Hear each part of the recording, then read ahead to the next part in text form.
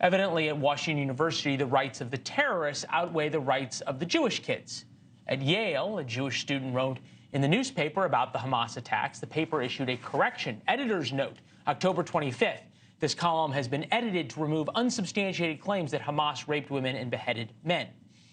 They have since issued a correction to the correction. We'll get to that in a minute. But the same newspaper about the gay nightclub shooting in Orlando, queer rights are under attack. The editorial board condemns the heightened violence and moral panic against queer and transgender communities in the United States.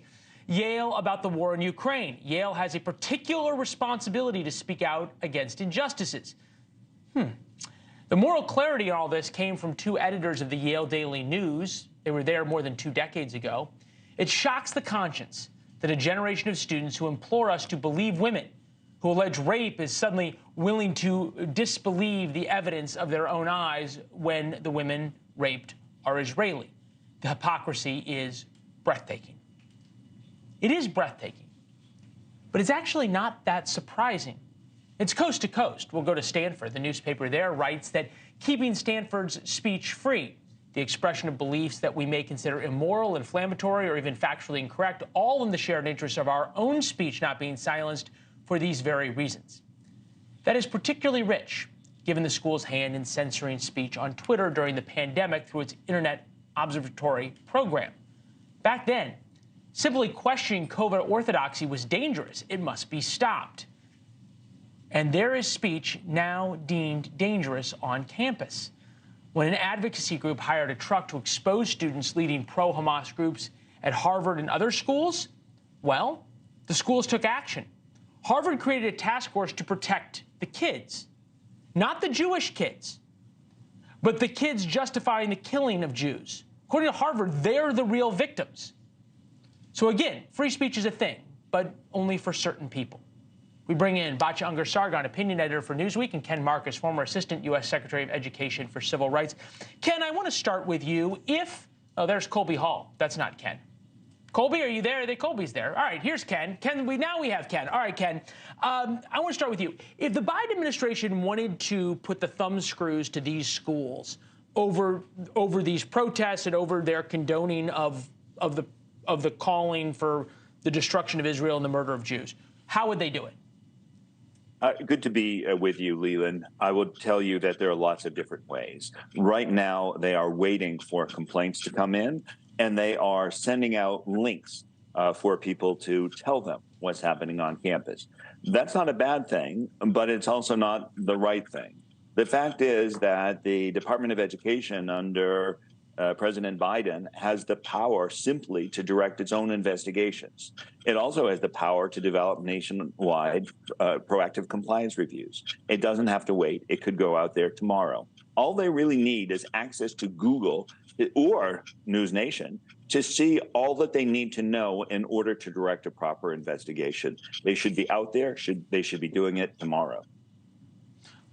So, in other words, if they wanted to do this in the way that they have about transgender issues or they have about Me Too issues, they could use those same tools here, but they're choosing not to.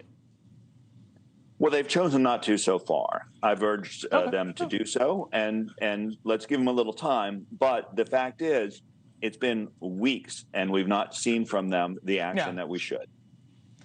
Batya, you and I have talked about this problem for a long time, and I believe it's one of those things that happens slowly and then very quickly. There was the rise of anti-Semitism, and now we see the threats now piling up on streets.